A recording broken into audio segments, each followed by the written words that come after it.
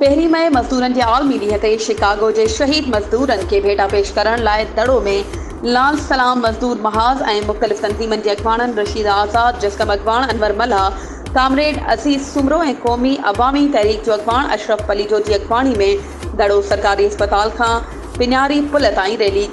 Rally में शरीक अॻवाननि media सां ॻाल्हाईंदे चयो त IMF जी पॉलिसियुनि ऐं हुक्मराननि जी करप्शन ऐं नाअहली सबबि जंहिं तेज़ी सां मुल्क में महांगाई, बेरोज़गारी ऐं गुर्बत में इज़ाफ़ो थी रहियो आहे, जंहिं सबबि ईंदड़ थोरे वक़्त में तमामु ख़तरनाक ऐं ख़राब सूरतहाल थी सघे थी।